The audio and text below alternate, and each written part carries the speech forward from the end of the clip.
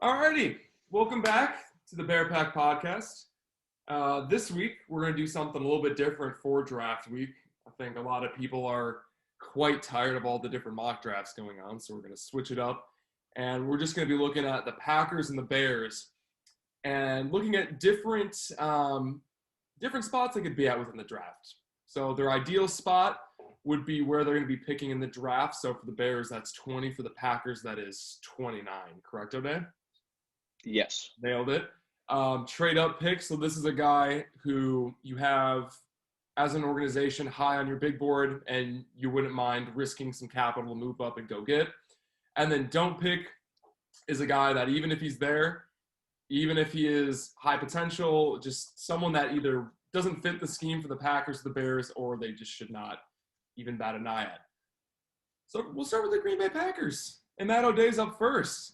So for his ideal pick, he's going with Greg Newsome. You want to elaborate on that?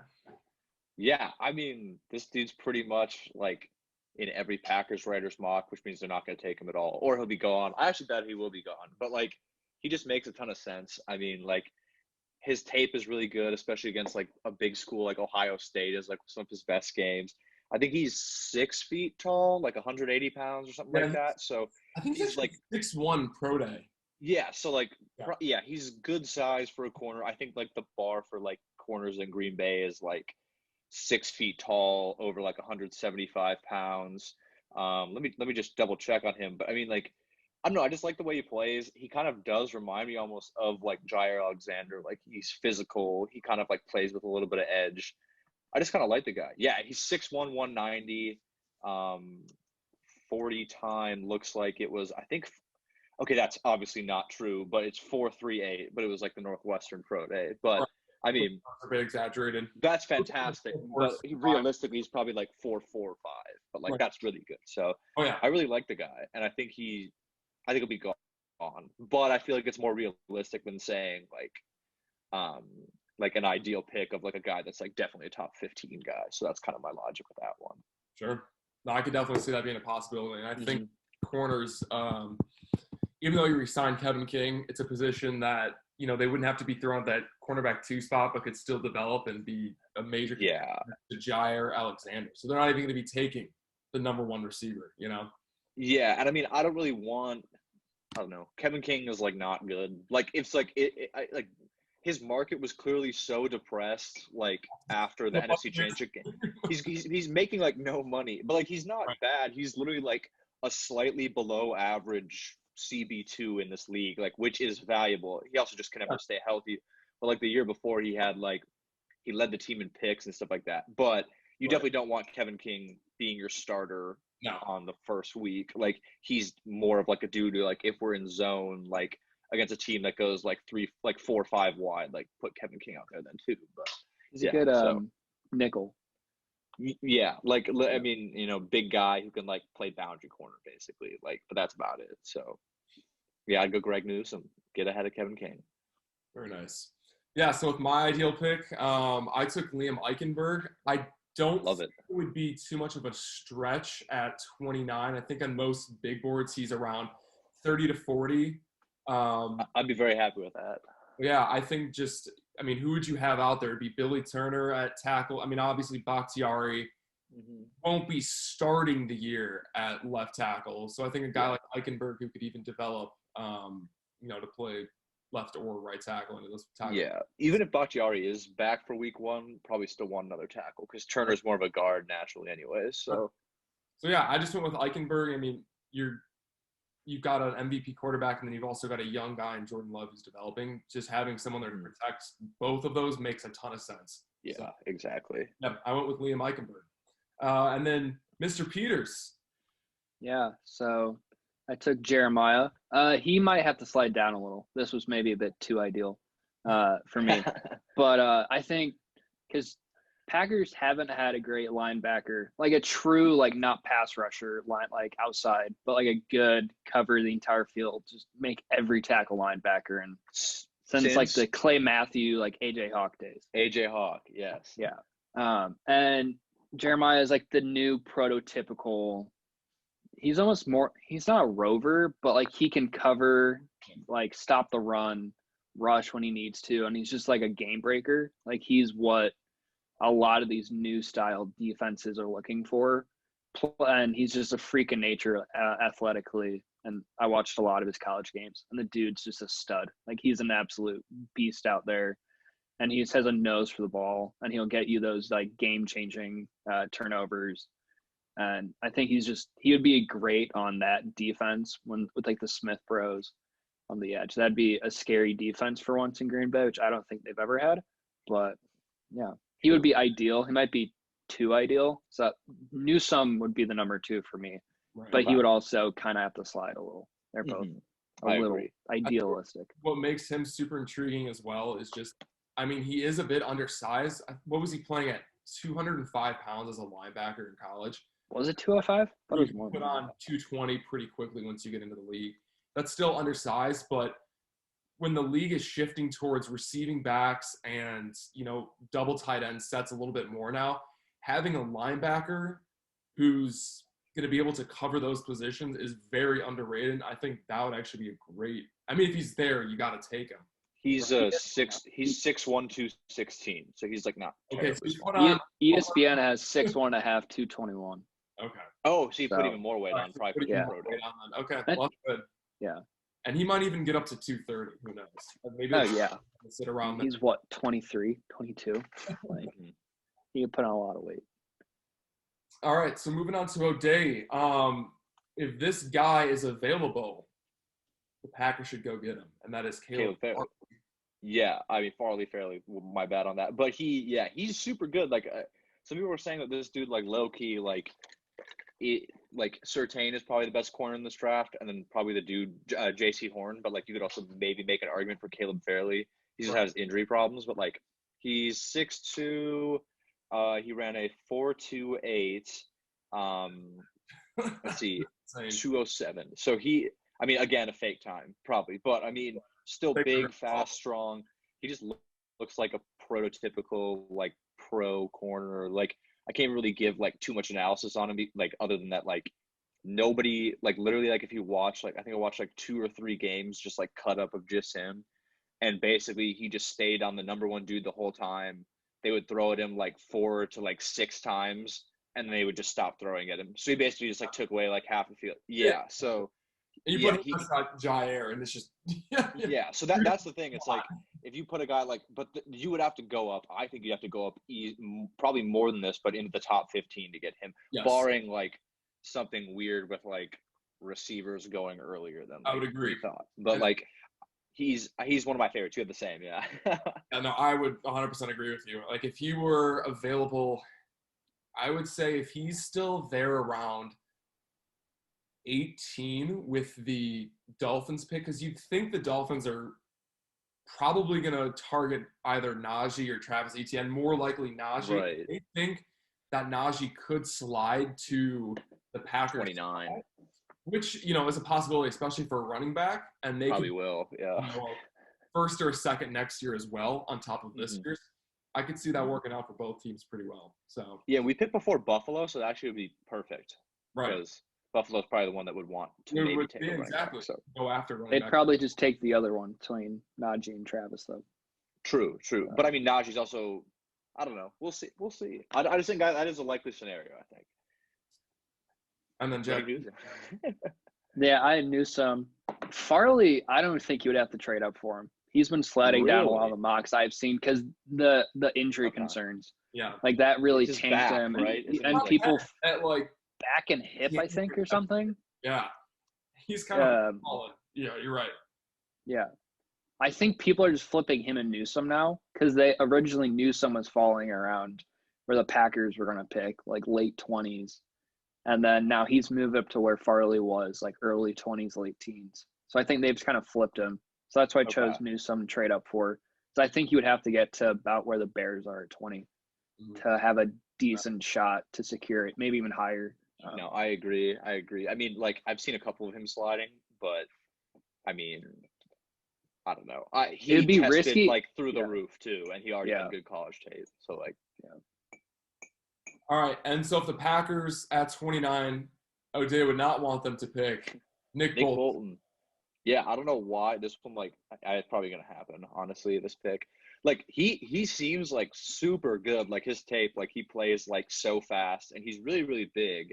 Um, but like I've seen him mock to us in at least like 4 mocks in the first round in the last couple weeks, and I'm like, okay, one, unless the ILB is like Owosu Koromoa, I wouldn't want to do that Right. because like I just don't see the value in that, and also Green or like Zaven Collins, but like I don't think Green Bay values that position at all. Honestly, like they kind of treat it as like they would rather have a third safety out there than 2 inside linebackers. So I don't really think this makes much sense. And also like, so I have a board here that I found.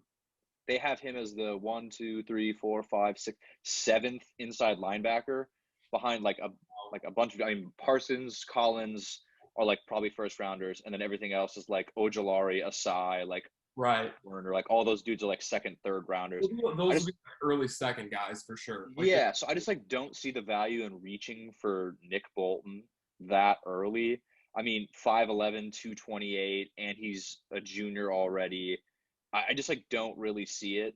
Like, oh, so he actually is kind of small then. I thought he was even bigger. So I mean, I don't like to pick anymore. But like, this dude would be like really, really good value, like late second, like early third, I think. But I would be very upset if they took any inside linebacker that's not Koromoa or, and he's probably Obi or Zaven. That sure. in the that those are the only 2 guys I think are worth in the first. So I hope they ES, avoid that. ESPN has him at number 38 in their top 100. Okay, so he's higher ranked in ESPN Yeah. than the one Yeah. I was just It wouldn't looking be at. Yeah. like Yeah, big they're stretch, but yeah. they say he's just like he's a high effort athletic tackler. Like Oh yeah, I mean, he like had burst 5 through. straight Yeah. games where he had 10 tackles 4 times and 17 against Tennessee. Like Oh I yeah, think I mean, he's like a beast just tackling, but they mentioned his pass coverage needs some work. Like yeah, and like the dude, I mean, the dude is probably gonna be like an amazing football player, and like he seems yeah, like his highlights are crazy fun. I just don't think in the first round I'd be like, oof. Like I feel there's like you better could options. Right. trade up and get that dude in the second if you really want. Sure. Is my take on it, but I'm sure he'll be a good NFL player. But yeah. Yeah, so for mine, I'm going to go with Rondell Moore. I just don't think it necessarily addresses a need for the Packers. I think it would be more of a glamour pick. Like, yeah, it would be nice to have him. But I think taking an offensive lineman or a corner, if those are available, you got to take those over the receiver. I mean, you got to think, obviously, you got Devontae Adams, you've got Alan Lazard, you've got MVS, and then you've got, I'm forgetting his Equanimous. name now. Equanimous, St. Brown.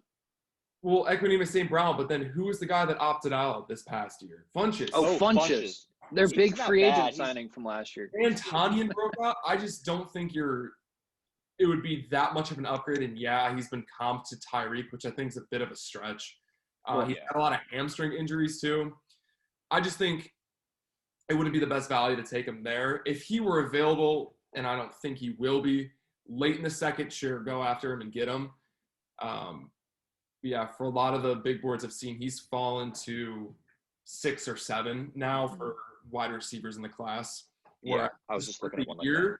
He was projected 10th, like in a lot of mock drafts. Dude, it's kind of weird with him. Like so I would be totally fine with it just because we don't have any wideouts technically under contract like next year. And that's kind of what the Packers do is they draft future. But I mean, they're obviously going to like lock up Adams and like, I mean, the other dudes aren't that expensive. And Moore is a slot guy, like a slot speed guy. So he would fit right in, but also like, is that worth a first round pick? Exactly. If we're talking first round, like a slot just like one role. Yeah. So I agree with you on that. But that being said, he looks like he's going to be really good. And he seems like an athletic freak too. Healthy. Yeah, I think health is one of the biggest concerns for him because he is electric when he has the ball in the open field. He's electric, but it's going to come down to health. For sure. And Peters kind of went the similar route. Yeah, same route. Moore, he jumped up a ton of draft boards in the last couple weeks. Really? And everyone, I think it's partially the how am I forgetting his name? On the Seahawks. DK? Yeah, I think it's partially DK because he kind of took over for him and had very similar stats. But I think if the Packers were going to go wide receiver, because basically similar reason to Hankel, how they're not going to have anyone technically under contract next year. Yeah. If they go wide receiver, if they want to go slot, go Tony from Florida. He's bigger, Kadarius just Toney, as fast, and he's just as much of a playmaker. Or Terrace Marshall Jr. from LSU. This guy's 5'9", Peters. Yeah, he's tiny. He's tiny. Yeah, both. Or Marshall, who There's- like if you want another Devontae type, where you have that like security that you have a big playmaking guy. And Marshall averaged over 100 yards and 15.2 yards per catch. Like he's a beast. Mm-hmm. So and he ran a 4.4, so he's got that Yeah. game breaking speed. So I think honestly, if they go wide receiver, go Marshall or Tony. Yeah. I wouldn't even be like furious about these guys in like getting them in like at any spot really, except the first for like these three. Like all these dudes are like good football players. I think. I don't know. I've always struggled with like media perception, like of where they fall on the big board versus like where teams have people on the big board. Because like I mean, the Packers took like AJ Dillon last year in the second round. Like he's a good football player, and like I like the dude a lot. But then it's like, you know, where can you get him, and like where do other football teams perceive him? Because like you know where like PFF perceives them, but you don't know where like other NFL teams perceive them. 29's also a hard pick because that's one you can kind of stretch because you're at the end of the like first round. Like maybe you can really, okay. a lot of like the slam dunk first round guys are gone. If they're not, then you get them. But if not, then you could be like, we really like this guy and he's projected mid second round, but this is basically a second round pick, so you can take him. But well, cool. This is the Packers' first round pick. Yeah, good stuff there. And we're going to move on to the Chicago Bears. And we're going to start with the Packers. Kyle Trask. Ian Book. O'Day is going with the ideal. Actually, who did I put for this? Oh, Christian Darrisaw. Yeah. This would just make like a ton of sense, I feel like. Yeah. I mean, probably rebuilding season. Right. I mean, go get like probably a dude that should be like a top 15 pick. Reasonably would be in range. You guys pick at 20, right? We do. Yeah. Okay, yeah. So like reasonably in range. I mean, I had his like metrics, but I know he's absolutely massive. This big board I was just looking at had him as the the third best lineman, which I thought was pretty impressive considering the class. But yeah, I mean, he's 21. He's 6'5", 313. And there are people saying that he could go as high as like the Giants pick. So, I mean, I'm not an O-line guru by any means, but like just like what I've seen like looks very good. So I think don't overthink it. Take like best available player and just like go from there. So I think he'd be great. I just don't see him falling past the Chargers. So we did talk about that. He's the best outside of Rashawn Slater and Penei Sewell. Like he's one of the best linemen, but I don't know if he's necessarily a guy you would trade up to get in such a deep O-line class. Yeah. So I mean, for that reason, I guess we'll put Peters in this conversation too. We'll took Tevin Jenkins. Nice photo. Is that his official photo with the glasses? That's awesome. Yeah. I've seen it in a lot of mocks where they mention how he doesn't. Yeah. Yeah. Oh, cool. A lot of people mention in their like profiles how he doesn't look intimidating, mostly because of the glasses, but he is. Like he's a big dude that will mess you up. He's 6'6". I don't see his weight. I think it's like gotta be in the 300s. He's a sociology major, though. 317, 6'5" and 7/8, 317. Jeez. Okay. I mean, I think this is a guy that would fall into our laps at 20. I don't see, unless, the Raiders or maybe the Washington football team might grab him, but I think that's just a perfect pick and the perfect spot for Tevin Jenkins. I think he's evaluated in between the 18 to 22 spot anyways. So it just makes sense. And he's a lineman, which the Bears desperately need too. I've seen him literally like hovering from like the 20 to 23 range in a lot of mocks. So I think that would be perfect, honestly. Yeah. I've seen Darrisaw like mid-teens, kind of like all those teams that could either go like wide receiver or tackle. I saw him fall in and one, then I was like, Jenkins. It's feasible. Yeah. All right. And then for trade up, we were all in agreement with this one. I don't know how I don't know how likely it is, just because there are He might go at 3 now, right? What? He might go at 3 now, right? Well, I guess caveat for mine was whichever QB falls. There'll Sure. be one, I think, that gets left out of the shuffle. So I'm Trey hoping it's Fields or slash Lance. Mac. Yeah. Yeah.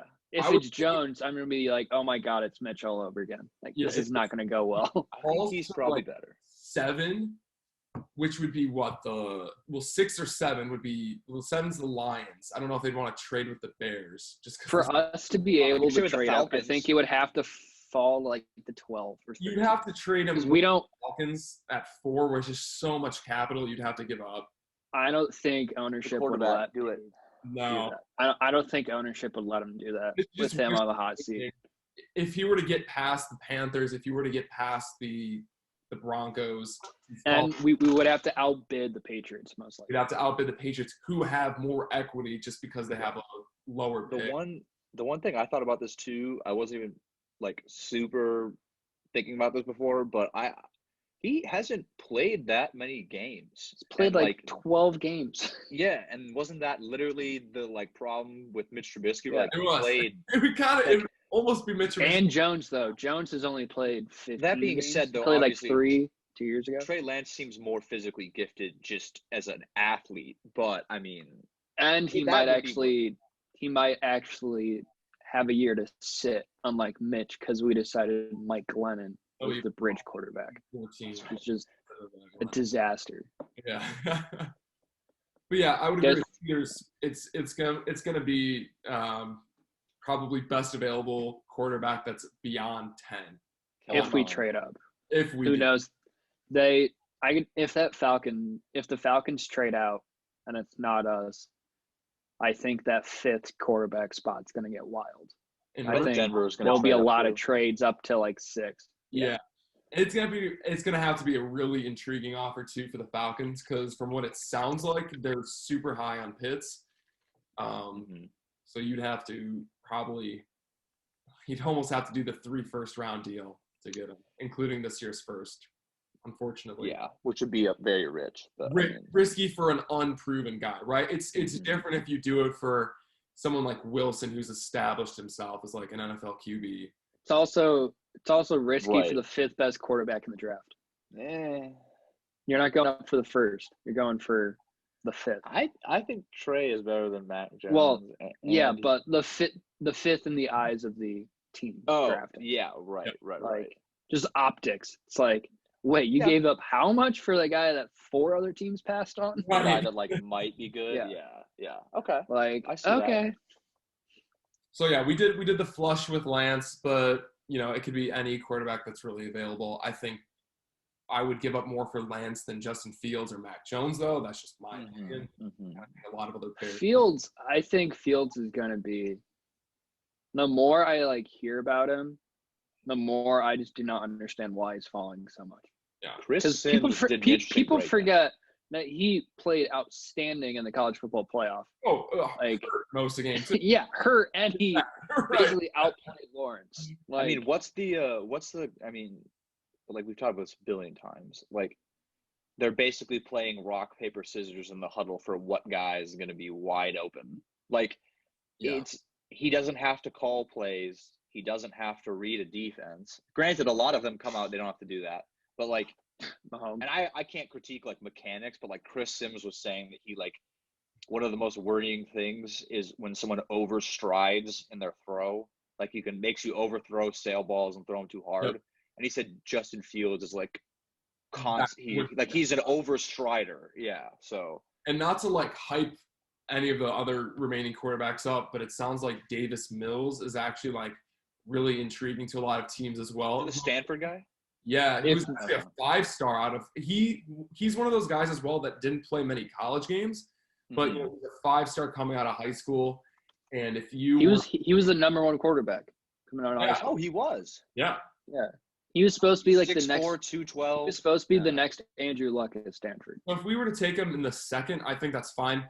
Probably That's what I want. we would probably need to trade up before the Washington football team though, because they're a pick ahead of us. Yeah. And they're going to be looking for a quarterback as well. So maybe you trade a second and a fourth this year to go up a couple of spots, to Or like we have like 4 6-round picks. Give him like 2 6. Be like, hey, 6-round picks, and we'll keep He's our actually like a pretty good. He only played 7 games this year, but I mean, He's 6 good. games. 1, 2, 3, 4, 5 games. Oh my god! But I Yeah. mean, short season, Pac-12. But like, I mean, he beat UCLA, Oregon State. He has best game of the season against Washington when they were ranked. Okay, I could see it. So yeah, quarterback. Obviously, that's a big issue for the Bears, and they'll need addressed somewhat in the draft. If they don't, it's going to be chaos in the streets of Chicago. Joe Flacco. Oh God. Trade. All right, so O'Days, do not pick for the Chicago Bears. Kwity Paye. Oh, Kwity Paye. Yeah. Okay. So I mean, again, like, dude is going to be like a good NFL player. Like, don't doubt it. He's an athletic freak. Like, we've talked about him in the first round of mocks, like pretty much in the 2 ones we did. Yep. Just for the purposes of this, for the Bears, one, don't think it's a big position need. Agree. Even though, like, I never really fault the team for taking an edge or a tackle, right? Because like, I mean, there's only like those are probably the outside quarterback 2 most important positions. Like, you need a lot of those guys. Yep. This dude would be great, but I mean, I didn't even know this. I think he's already 23. That's the other thing. Wow. Like, Senior. he's old. So like, and someone was, he is. So he's 22. He's gonna turn 23 in November. So like, he's old for. I mean, it's not great. Like, maybe we're spoiled by like drafting the dudes who are like 21 coming up and stuff like that.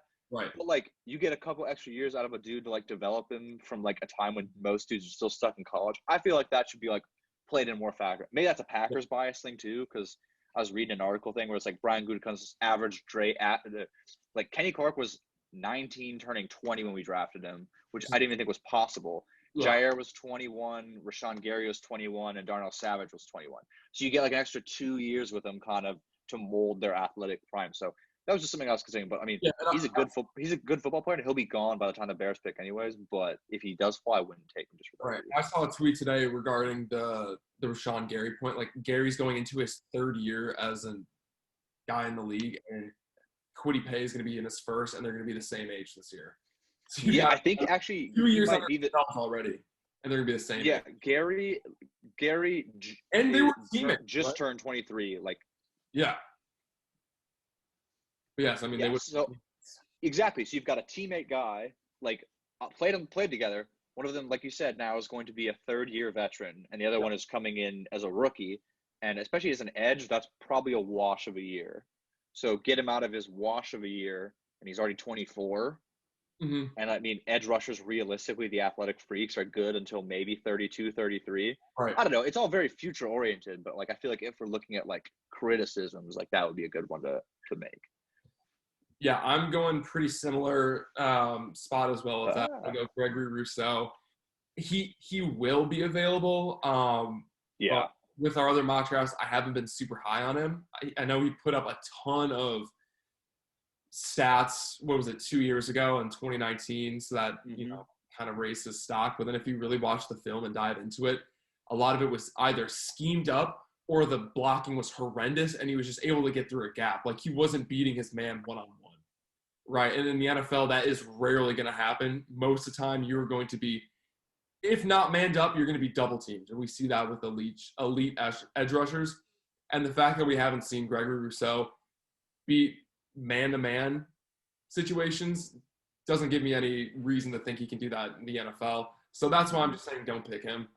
Plus, just doesn't address a need for the Bears either. So, and then Peters. So same thinking, but always, I guess, different because he had a crazy pro day where he ran a 4.3940 with a 39.5-inch vertical. Insane. So he's just crazy athlete, 6'5", 257, like an animal. But in 7 games last year, he had 0 sacks. And that's going up against, I think the Big Ten is about as close as you're going to get in college to NFL linemen. Like, most of the O-line have at least one future NFL starter. Like, that they bring some big boys. And he didn't have any sacks. which is concerning for someone that's again leaping up draft boards It could be a just first. because of those like rare stats or rare like athletic gifts. So I think he'd be a good second round flyer. They're like, hey, this dude's a freak. Maybe we can like teach him some more pass rush moves and let him actually get to the quarterback instead of running by him.